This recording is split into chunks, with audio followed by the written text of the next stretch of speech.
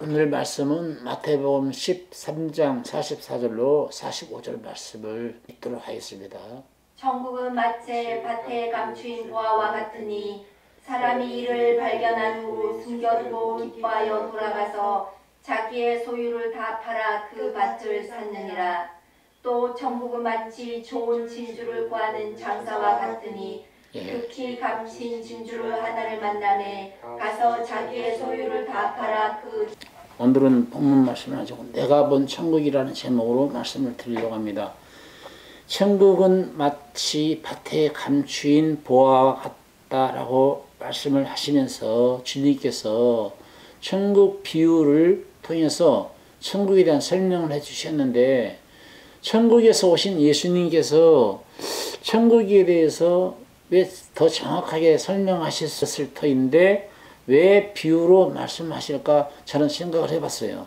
근데 사실은 이 세상의 어떤 사물들도 하나님의 창조물 중에서 천국과 비교할 만한 그 어떤 것도 없었을 거예요. 그러니까 주님께서는 천국을 비유로 설명하실 수밖에 없었다. 저는 그런 생각이 듭니다. 하지만 비유로 설명해 주신 성경, 그리고 계시록에 이야기하고 있는 하늘나라에 대한 그 놀라운 광경들을 성령께서 스승이 되셔서 조명을 해 주신다고 한다면은 누구나 천국에 대한 눈이 활짝 열려서 볼 수 있지 않나, 그런 생각을 해 봅니다. 어떤 지질학자가 어떤 밭을 탐사를 하다가 주인이 모르는 이루 말할 수 없는 금은 보화를 발견했어요. 이루 말할 수 없는 엄청난 보화가 숨겨져 있는 금광을 발견했어요. 온갖 금광을 발견했고, 거기는 정말 파면 팔수록 이루 말할 수 없는 보물들이 숨겨져 있는 것을 발견했다라고 할 때에 그 지질학자는 그 밭 주인에게 찾아가 가지고 비싼 값을 지불해서라도 어떤 방법으로든지 그 밭을 살려고 하지 않겠는가. 천국은 마치 그와 같다라고 이야기를 하셨습니다.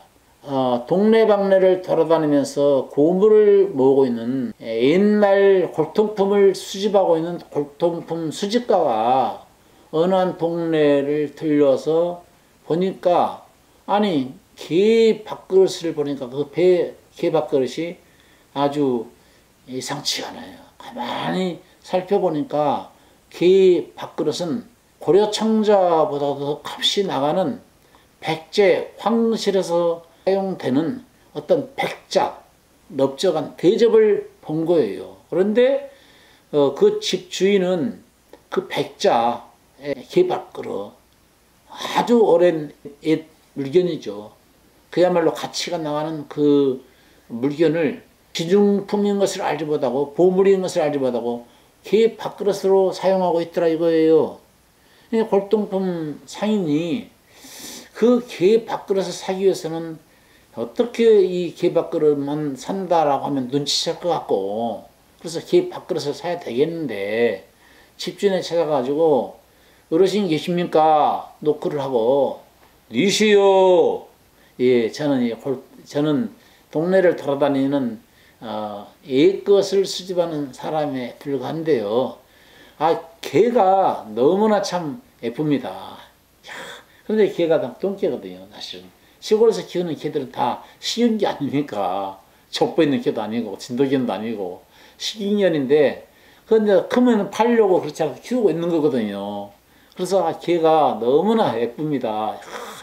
개를 원래 싫어하는 분인데 괜히 갠슬에 개가 이쁘다고 말하고 칭찬해 주면서 개를 쓰다듬어 주면서, 개는 그 골동품 상인이 좋다면서 발랑 뒤집어져 가지고 있는 모습을 배를 쓰다듬어 주고 머리를 쓰다듬어 주고 참 너무나 예쁜데 이 개를 저에게 팔 수 없겠습니까?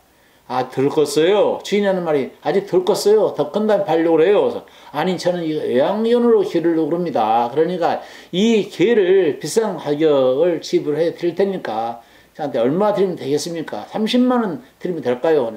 아니 개가 아직 어린데요. 그래서 아니 뭐 부족하다면 좀 더 드릴게요. 35만 원 드리면 되지 않겠습니까?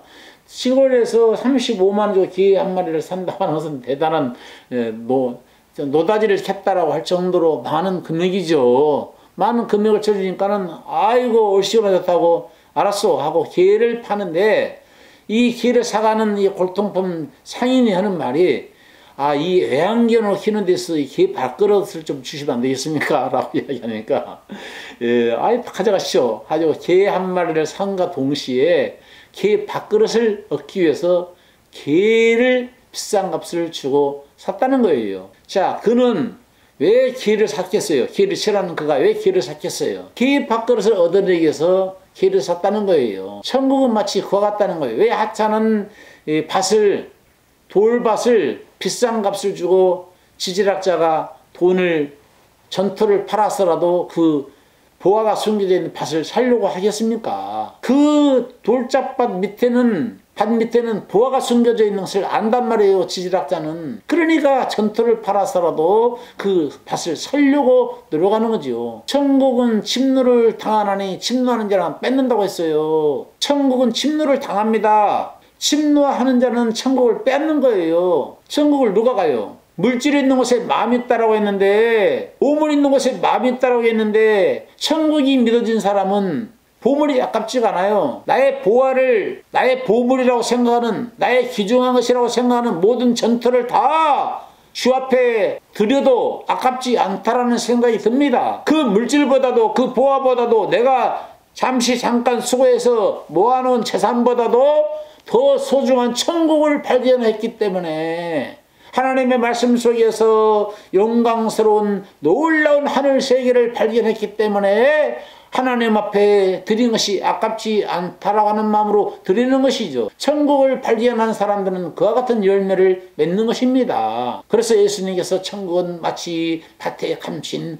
보화와 같다라고 말씀하시면서, 너희가 그 보화가 숨겨져 있는 밭을 발견한다고 한다면 전토를 팔아서라도 보화가 숨겨져 있는 밭을 사지 않겠느냐, 이렇게 말씀을 하셨던 것입니다. 제가 발견한 천국은요, 어떤 꿈을 통해서 천국을 본 것도 아니고, 요즘 사람들이 흔히 말하는 입신을 통해서 천국을 본 것도 아닙니다.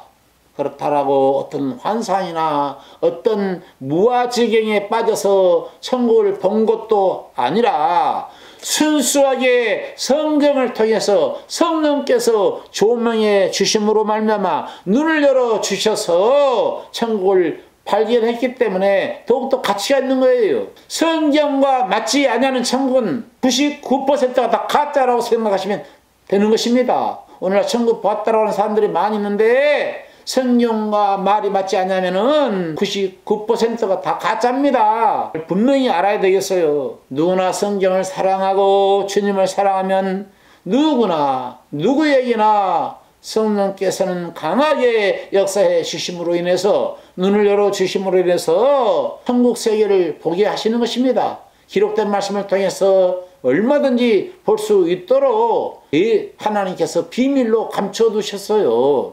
오늘 제가 참 성경 공부해서 천국의 놀라운 비밀을 확실하게 밝혀드리도록 하겠습니다. 정말로 이 천국은 누구든지 경험할 수 있습니다. 말씀을 벗어나서 천국을 이야기하는 사람은 아니기 때문에, 잘못된 것이기 때문에 말씀에 비추어서, 말씀과 조명해서 비춰보고 말씀과 정확하게 맞을 때에, 저희 말하는 바가 이 말씀에 맞지 않으면 저희가 정령이 아침빛을 보지 못한다라고 이사야 28장 8절에 말씀했던 것처럼, 말씀과 맞았을 때 말씀 속에서 하늘의 영광스러운 세계를 다 밝혀주셨는데, 사람들이 눈이 열리지 않아서 보지 못할 뿐이지, 눈만 열리게 되면은, 영적인 시야가 열리게 된다면은 누구에게나 다 보여지는 천국을 왜 못 본단 말입니까? 예수님이 천국을 말씀하실 때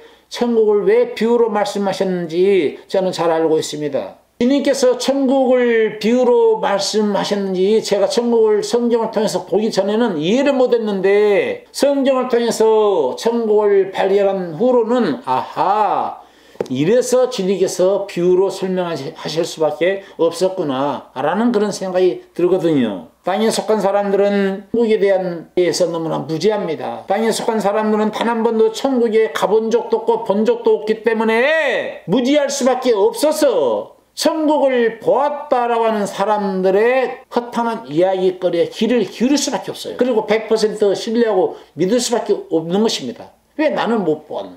나는 보지 못했는데 그자가 보았다 하니까, 나는 못 보았는데 그자가 보았다라고 하니까 우선 믿고 신뢰하는 거예요. 그럼 그 사람의 천국 보았다라는 사람들의 말을 믿기 전에 성경을 보면 될 터인데, 성경은 안 깨달아지고 재미가 없으니까 성경을 보기보다는 천국을 보았다라는 사람들의 말을 귀를 기울이고, 천국을 보고 책을 발간했다고 하니까 책을 통해서 사서 읽어봄으로 인해서 천국을 보려고 하는 사람들이 많습니다. 그로 인해서 천국을 보았다라고 하는 사람은 간증 집회를 통해서 돈을 벌고, 천국 보았다라는 그 허접한 이야기를 써놓고 책을 팔아서 돈을 벌고 돈만 챙기는 것이지, 사실 그 책 내용을 읽어보니까 성경과 전혀 다른 그런 이야기거리들로 꾸며놨어요. 하나의 소설이죠. 근데 그걸 통해서 천국으로 믿고 가고 있다는 것이죠. 어쩔 수 없지요. 천국을 못 봤으니까. 천국 본 사람의 말을 100% 신뢰할 수밖에 없는 것입니다. 그가 잘못된 천국을 봤단다 하더라도 믿고 따라갈 수밖에 없는 거예요. 그러니까 성경보다 그 사람이 천국 보았다라는 말이 더 우월하고, 천국을 보았다라고 말하면서 써놓은 책이 성경책보다도 더 우월한 거예요. 또 옳뚱해 보여요.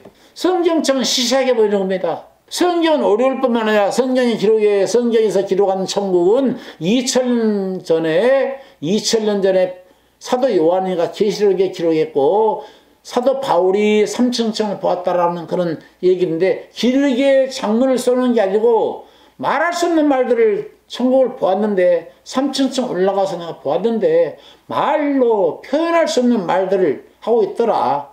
그런 말 간단하게 표기를 해놨기 때문에 천국을 자세히 알고 싶은데 그런 간단한 말로 어떻게 천국을 알 수가 있겠는지요. 그러니까 천국 보았다라는 사람들의 말에 귀를 기울일 수밖에 없고, 그 사람들의 책에 돈을 들여서 사서 볼 수밖에 없는 것이죠. 궁금하니까. 그렇지만 성경을 통해서, 여러분 모두가 성경을 통해서 천국을 발견하게 된다고 한다면은 한마디로 말로 형용할 수가 없다라는 표현을 하게 될 거예요. 그야말로 아름답고 형이로운 나라이고 말로 표현할 수 없는 그런 나라다라고 하는 것을 실감하게 될 것입니다. 성경의 인물 중에서 나곤이라고 불리는 3층 하늘나라를 본 사람이 바울 사도 아닙니까? 그의 고백 간단합니다. 말로 표현할 수 없는 말들을 들었노라. 고린도서 12장 4절을 한번 읽어봅시다. 그가 나곤으로 이끌려가서 말할 수 없는 말을 들었으니 사람이 가히 이르지 못할 말이로다. 간단하게 천국을 설명하기를, 나곤으로 갔는데 나곤이 천국 아닙니까? 끌려가서 말할 수 없는 말을 들었는데 사람이 가히 이르지 못할 말이로다. 간략하게 표현했지요. 왜 천국을 이렇게 보고 왔음에도 불구하고 길게 쓰지 않고 간략하게 표현했을까? 천국은 그야말로 빛의 나라요, 화려하고 찬란한 도시라고 설명할 수밖에 없는 나라인데, 천국의 빛을 세상에서는 어떤 빛으로도 표현할 길이 없겠죠. 태양보다 몇 천만 배나 더 밝은 빛을 어떻게 세상에 어떤 빛으로 설명할 수가 있겠습니까? 한마디로 호화찬란한 빛의 도시라고 말할 수밖에 없습니다.